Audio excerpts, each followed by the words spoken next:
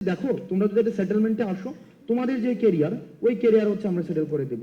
তোমাদের বিদেশে বলো, দেশে বলো, যাই বলো না কেন। এবং ওনারা আমাদেরকে বলছিলেন এই ভদ্রলোকের কেরিয়ার অলরেডি সেটেলড, কিন্তু আমরা কোনোভাবেই নেগোসিয়েশনে যেতে চাচ্ছিলাম না এবং আমরা কোনোভাবেই বসতে যাচ্ছিলাম না।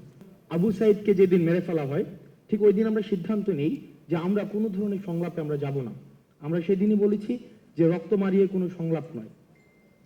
সেদিন রাতের বেলা ডিজিএফআই এর একটা টিম আমার বাসায় আসে, সায়েন্স ল্যাবে আসে। সায়েন্স ল্যাবের একদম মোড়ে হচ্ছে আমার বাসা। আর সেখান থেকে আমাদের দুইজনকে উঠিয়ে নিয়ে যায়। অর্থাৎ আমাদেরকে আলাপ আলোচনাটা ছিল এমন যে আমরা যদি তাদেরকে কোঅপারেট না করি তাহলে আমার তখন আমার আপা মানে শি ওয়াজ এক্সপেক্টিং বেবি। তো তখন দেখা যাচ্ছিল কি আমাদের বাসায় একটা হচ্ছে টিম পাঠানো হয়েছে। আর আমার বাসাটা হচ্ছে আমার বাসায় মা একা থাকেন, আর বোন ছিল বাসায়।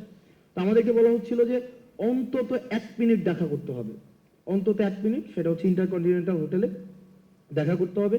কারণ এর আগের দিন আমরা জানি যে আমাদের ক্যাম্পাসে আমাদের যারা শিক্ষার্থী ছিল তাদেরকে নগ্নভাবে পিটিয়েছে ছাত্রলীগ, যুবলীগ। তো আমরা বলেছিলাম যে অসম্ভব, আমরা কোনোভাবেই আপনাদের সাথে কোনো আলোচনায় বসতে পারি না। পরে আমাদের বাসায় এসে হচ্ছে আমি সার্জিস একসাথে ছিলাম, আমাদেরকে উঠিয়ে নিয়ে যাওয়া হয়। এবং এখনো পর্যন্ত আপনারা যারা জার্নালিস্ট আছেন আপনারা খোঁজ নিলে পারেন, সেটা হচ্ছে আমাদেরকে সরাসরি হচ্ছে এই যে যমুনা পদ্মাতে নিয়ে যাওয়া হয়।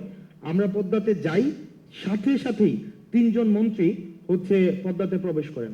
তৎকালীন সভামন্ত্রী নওফেল, ওই যে আইনমন্ত্রী ছিলেন আনিসুল হক, তারপরে হচ্ছে এই যে আরাফাত, এই 3 জন সাথে সাথে প্রবেশ করেন।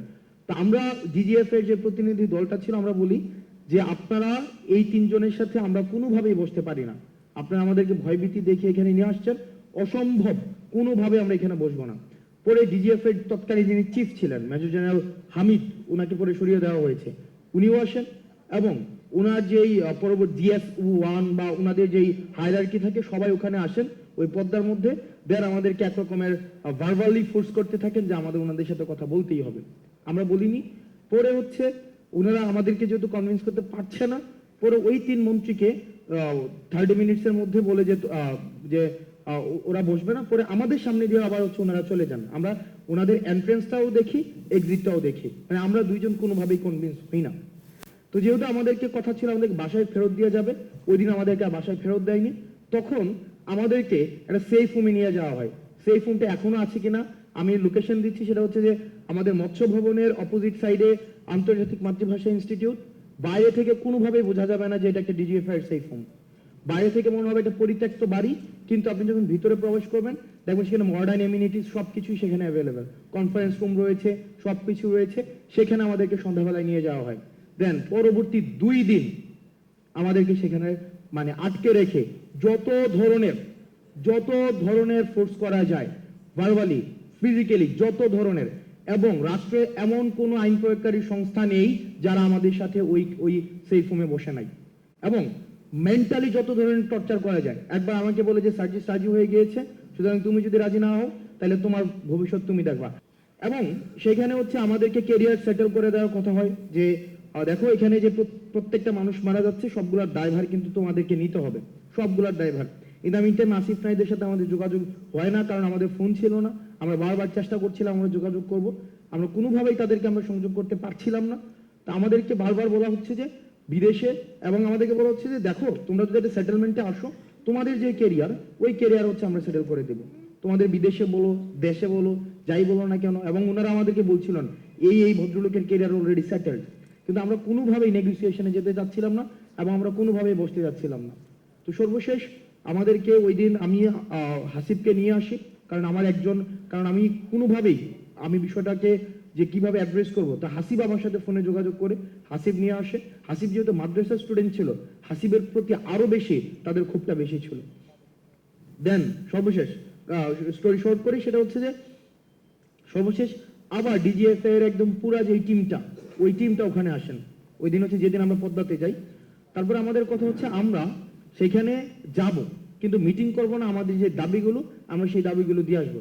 সেখানে সার্জিস আমাকে বলে যে দেখো ওনারা যেহেতু বলছেন মিডিয়া সেখানে আসবে, সুতরাং আমরা অন্তত মিডিয়ার সামনে আমাদের যেই বর্তমান পরিস্থিতি সেটা আমরা উপস্থাপন করতে পারবো। ওনারা যদি মেরে ফেলবে, কিন্তু আমরা ওখানে উল্টা স্ট্যান্ড নিব। তখন আমরা ওই সিদ্ধান্ত নিয়ে আমরা পদ্মাতে যাই। কিন্তু আমরা একটা মিনিটের জন্য ওনাদের সাথে আমরা কোনো বসি নাই। আমরা 8 দফা দাবি, 9 দফা থেকে 8 দফা আসছে, সেটাকেও ওনারা কেটে দিয়েছে, সেটাকেও ডিজিএফআই নিজে কেটে দিয়েছে। এবং আমাদেরকে যখন আমরা আসছি নিচে আসার পর আমরা দেখলাম মিডিয়ার এখানে যারা যারা আছেন, এই ক্যামেরাগুলো লোগো সহ মিডিয়া, তাদেরকে আমরা সেদিন সেখানে দেখেছিলাম। এবং আমরা সেখানে আমাদের সাথে যা হয়েছিল আমরা স্পষ্টভাবে সেই ঘটনাগুলাই বলেছিলাম। দুঃখজনক হলেও সত্য, আবার যখন আমাদের সেই ফোনে নিয়ে আসা হয়, আমরা দেখেছি ডিজিএফআই ফোন দিয়ে দিয়ে সেটাকে ইন্টেনশনালি এই প্রত্যেকটা ভিডিওকে কাট করেছে। এবং আমরা দেখেছি যে না, এই হেডলাইন যাবে না, আপনারা এই হেডলাইন দেন, ভিডিওর এই অংশ যাবে না, আপনারা ওই অংশ দেন। এবং নগ্নভাবে দেখেছি তৎকালীন মিডিয়ারা তারা যে প্রেসক্রিপশন দিয়েছে ওই প্রেসক্রিপশন অনুযায়ী হচ্ছে ভিডিও প্রচার করেছে, ওই প্রেসক্রিপশন অনুযায়ী হচ্ছে বক্তব্য প্রচার করেছে। আমরা স্পষ্টভাবে বলেছিলাম র ভিডিও এখন আমার কাছে আছে, যেটা কোনো সংলাপ নয়, এবং আমরা কোনো শাটডাউন কর্মসূচি প্রত্যাহার করব না। কোনো শহীদের রক্তের সাথে মারিয়ে এসে আমরা কোনো সংলাপ করতে পারি না। কোনো বক্তব্য সেদিন আমাদের প্রচার করা হয় নাই। এখানে সবগুলা মিডিয়া যারা যারা আছেন, সবগুলা মিডিয়া সেদিন পর্দার সামনে ছিলেন। এখানে সবগুলা মিডিয়া সেদিন পর্দার সামনে ছিলেন, সবগুলা মিডিয়া। হয়তো আপনারা ছিলেন না, কিন্তু আপনাদের হাউজের অন্যরা হয়তো বিট করতে এসেছিলেন, সবাই ছিলেন। কিন্তু সেদিন কিন্তু আমাদের বক্তব্য প্রচার করা হয় নাই, আমাদেরকে ন্যাশনালি ভিলেন বানানোর এখানে অপচেষ্টা করা হয়েছে। এবং ওই 2 দিন আমরা ওই সেই ফোমে বসে বসে দেখেছি যে মিডিয়া আসলে মিডিয়া হাউস থেকে নিয়ন্ত্রণ করা হয় না, এটা গণভবন থেকে প্রেসক্রিপশন দেওয়া হয় এবং প্রত্যেকটা জিনিস ডিজিএফআই নিয়ন্ত্রণ করে। এবং 2 মিনিটের নোটিশে হেডলাইনগুলো পরিবর্তন করে দেওয়া হয়। যদি কোনো হেডলাইন পছন্দ না হয়, ওই মিডিয়াকে ফোন দেওয়া হয় যে এই হেডলাইনটা এমন হবে না, ওই হেডলাইনটা এমন হবে, সাথে সাথে দেখেছি সেটাকে চেঞ্জ করতে।